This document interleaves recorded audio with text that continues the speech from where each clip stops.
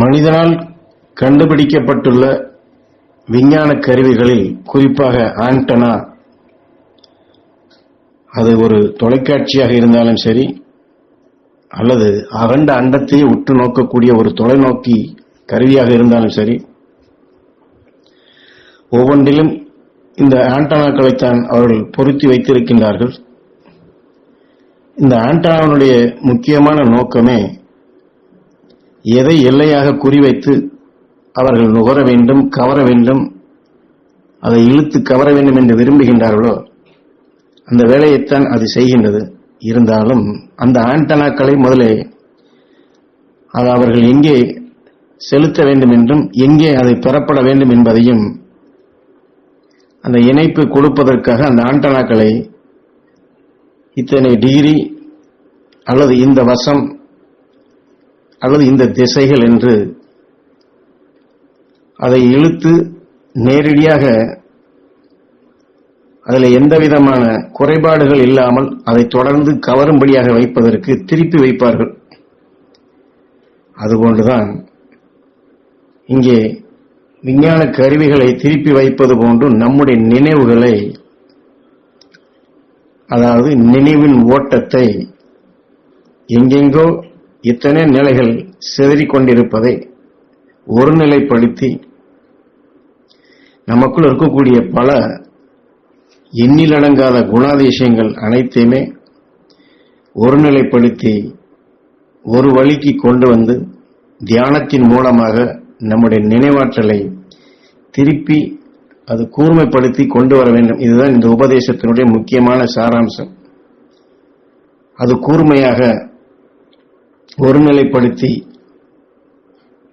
அப்படி பெற்றோம் என்றால் நாம் எடுக்கக்கூடிய சுவாசம் ஞானத்தின்பால், ஞானிகளின்பால், மகரிஷிகளின்பால், விண்ணுலகின்பால் அதை செலுத்தினோம் என்றால் அதன் வழித்தொடர், அதனுடைய தொடரிலே விஞ்ஞானிகள் எப்படி இழுத்து கவர்ந்து அறிகின்றார்களோ, பன்மடங்கு பெருக்கி காட்டுகின்றார்களோ, பல அறியாத நிலைகளையும் அறியக்கூடிய நிலைகளாக செயல்படுத்துகின்றார்களோ, அதுபோன்று இந்த உண்மையின் வளர்ச்சியை நிச்சயமாக ஞானத்தின் வழித்தொடரில் பெற முடியும். அதற்குத்தான் நம்முடைய நினைவுகளை கூர்மையாக வைத்திருக்க வேண்டியதுடைய அவசியத்தை இதில் ஈஸ்வரப்பட்டு நமக்கு உணர்த்துகின்றார்கள்.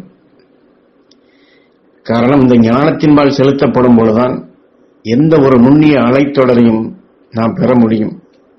அந்த நுண்ணிய அலைத்தொடரிலிருந்து வெறும் நம் நினைவு மட்டுமல்ல, அதாவது ஒரு நிலை மட்டுமல்ல, உடல் இருக்கக்கூடிய சகல அணுக்களுக்கும் இந்த பயிற்சியாக கொடுக்க முடியும். அது மட்டுமல்ல, இந்த உயிரான்ம சக்தியை பிரித்து சென்று நாம் புறத்திலும் சென்று அறிய முடியும். ஏனென்றால் இப்படிப்பட்ட சக்தி வாய்ந்த நிலையில் கொண்டுதான் இந்த உடல் விட்டு பிரிந்து சென்ற நம்மை போன்ற மனிதர்களாக இந்த பூமியில் வாழ்ந்தவர்கள் ரிஷித்தன்மை பெற்று அகண்ட அண்டத்தில் எங்கு வேண்டுமென்றாலும் அவள் சென்று அதை கண்டு உணர்ந்து அதையெல்லாம் வெளிப்படுத்துகின்றார்கள். நமது ஞானகுரும் இது போன்றுதான், நமது ஈஸ்வர பற்றும் இதை போன்றுதான்.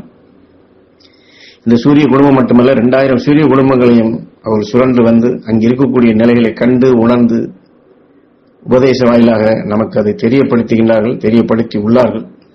ஆனால் அதே ஆற்றலை நாமும் பெற முடியும். நாம் பெறுவதற்குண்டான பயிற்சியாகத்தான் இந்த நுண்ணிய அலையை ஈர்க்கக்கூடிய தகுதியாக, அதற்குண்டான பயிற்சியாக, ஒரு பழக்க வழக்கமாக நாம் இதை வழக்கப்படுத்திக் கொள்ள வேண்டிய அவசியத்திற்குத்தான் இதை இங்கே நமக்கு சுட்டிக்காட்டுகின்றார். என்றால் ஒன்றுடன் ஒன்று பல நிலைகள் இணைந்துதான் அகண்ட அண்டத்திலே சகலமும் உருப்பெறுகின்றது, வளர்கின்றது, வாழுகின்றது, மாற்றமடைகின்றது. சகலமே அதுதான். ஆக நாம் அறியாத நிலைகள் எண்ணில் அடங்காது உண்டு.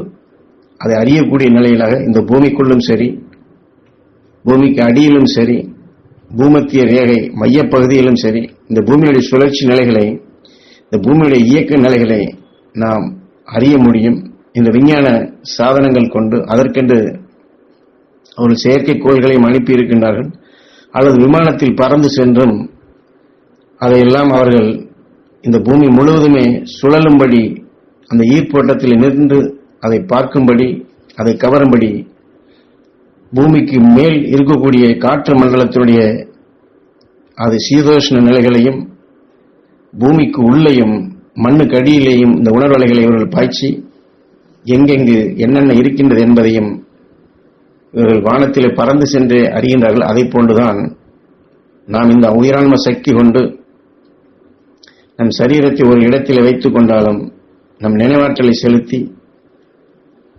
உள்நிலைகளிலும் சரி புறத்திலும் சரி அங்கங்கே என்னென்ன இருக்கின்றது, எப்படிப்பட்ட வளங்கள் இருக்கின்றது, எந்தெந்த நிலைகள் இயற்கை இயங்கிக் கொண்டிரு என்பதை,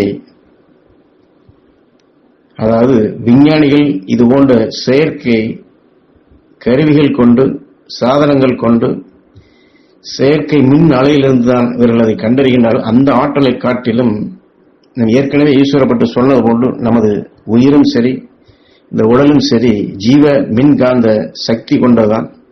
அதே தொடரை நாம் வளர்த்துக் கொள்ளும் இந்த நுண்ணிய ஈர்ப்பு நிலை கொண்டு நாம் சகலத்தையும் அறிய முடியும். அது மட்டுமல்ல, இந்த காற்று மண்டலத்திற்கு அப்பால் உள்ள பால்வெளி மண்டலத்தையும் அதற்குள் இருக்கக்கூடிய சக்திகளையும் மனிதனால் காண முடியும். என்றால் புறத்திலே சென்றாலும் இந்த உடல் அது ஜீவனற்ற நிலைகளாக அது இருந்தாலும் அதற்குள் இந்த நுண்ணிய அலைகளை செயல்படுத்தும் பொழுது நாம் இன்று மனிதனாக உடலில் வாழக்கூடிய காலத்தில் உணவை உட்கொண்டு நீரை உட்கொண்டு அல்லது அதை ஒன்று முடிந்து கழிக்கக்கூடிய நிலையில் இல்லாதபடி, நாம் எடுத்து சுவாசிக்கக்கூடிய நிலையும் இல்லாதபடி இந்த உடல் எந்த வகை பின்னமும் படாமல் அது இயங்கிக் கொண்டிருக்கும். அவ்வாறு இதை எல்லாரும் பெற முடியும் என்ற வாக்கினை ஈஸ்வரப்பட்டர் நமக்கு அளிக்கின்றார்கள். ஏனால் நமக்கு தெரியாத விஷயத்தை நாம் பழகிக்கொள்ள வளர்த்துக் கொள்ள அவர்கள் பெற்ற ஆற்றலை நாம் பெறுவதற்குத்தான் இதையெல்லாம் நமக்கு சொல்லிக் கொடுக்கின்றார்கள். ஏனால் மந்திரம், மாயம், தெய்வீக சக்தி என்றெல்லாம் எத்தனை நிலைகள் சாதாரண மனிதனுக்கு எட்டாத விஷயம் என்று இதை பற்றி நாம் அறிய முடியாதபடி அல்லது தெரிய முடியாதபடி மறைக்கப்பட்டுவிட்ட நிலைதான் அமானுஷ்யமானது என்று, அபூர்வமானது என்று, ஏதோ சித்து என்று இப்படித்தான் மாற்றிவிட்டார்கள். அதைத்தான் இங்கே வெட்ட வெளிச்சமாக ஈஸ்வரப்பட்ட நமக்கு சுட்டி காட்டுகின்றார்கள்.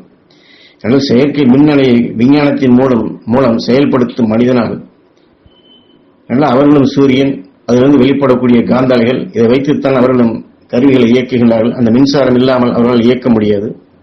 அதே போன்று நாமும் நம் உயிரின் துணை கொண்டு இந்த விண்ணுலக ஆற்றலை நாம் பெற்று எந்த ஒரு நுண்ணிய நிலையையும் நாம் அறிய முடியும், காண முடியும். இது சாத்தியமே. ஏனென்றால் ஏற்கனவே சொன்னது போன்றுதான் இந்த உயிரணு அது ஒன்று என்று இருந்தாலும் அந்த உயிரால் உருவாக்கப்பட்ட இந்த உடல், இதற்குள் எத்தனையோ கோடி உயிரணுக்கள் உண்டு. அது அனைத்துமே உயிரான்மாவுடன் இணை செய்து அந்த பல கோடி உயிரணுக்களுக்கும் நாம் எடுக்கக்கூடிய அந்த நுண்ணிய அலை ஈர்ப்பை ஏற்கனவே சொன்னது போனது கூர்மையான நினைவாற்றல் கொண்டு நம்முடைய சக்தி திறன் பலவாக உயர முடியும். அதைத்தான் ஈஸ்வரப்பட்டு இங்கே நமக்கு சுட்டிக்காட்டி, சாதாரணமாக நாம் இந்த உணவை உட்கொண்டு ஏதோ வாழ்ந்தோம், பிறந்தோம், இறந்தோம் என்ற நிலை இல்லாதபடி நமக்கு கிடைத்த இந்த மனித சரீரத்தை, இந்த பிறவியை, அதனுடைய பலனை முழுமையாக அடையும் நிலையாக நம்முடைய நினைவாற்றலை கூர்மைப்படுத்தி ஈஸ்வரப்பட்டு சொல்லக்கூடிய நிலையில் நாம் நினைவாற்றலை செலுத்தி சாதாரண மனிதனாக இருக்கக்கூடிய நாம் அந்த தெய்வீக சக்திகளை பெற்று மகரிஷிகள் ஞானிகள் பெற்ற ஆற்றல்களை நாமும் பெற்று இந்த மனித பிறவியிலிருந்து நாம் உயர்ந்த நிலையாக பரிணாம வளர்ச்சி அடைந்து நாமும் உன்னதமான நிலையை பெற முடியும். இன்று நாம் படிப்பிலோ அல்லது மற்ற திறன்களிலோ எத்தனை பேர் எத்தனை துறைகளில் முன்னேற்றம் அடைகின்றார்கள். முன்னேற்றம் அடைவதற்காக தன்னுடைய வாழ்நாளையும் செலுத்துகின்றார்கள். அதுபோன்றுதான் அதையெல்லாம் இந்த உலக வாழ்க்கைக்கு. ஆனால் நாம் மகரிஷிகள் ஞானியில் சென்ற நிலையை அடைவதுதான் மனிதன் அடைய வேண்டிய மனிதனுக்கு அடுத்த நிலை. அந்த அடுத்த நிலையை அடையும் வண்ணமாகத்தான் நாம் தியானத்தில் நம்முடைய நினைவாற்றலை கூர்மைப்படுத்தி நுண்ணிய நிலைகளை நாம் சகலத்தையும் அறிந்திடும் ஆற்றலாக நாம் வளர்த்துக் கொள்ள வேண்டும். அதனுடைய அவசியத்தை, அதற்குண்டான வழிமுறைகளைத்தான் இங்கே நமக்கு சிறுக சிறுக ஈஸ்வரப்பட்டு நமக்கு ஊட்டிக் கொண்டிருக்கின்றார்கள்.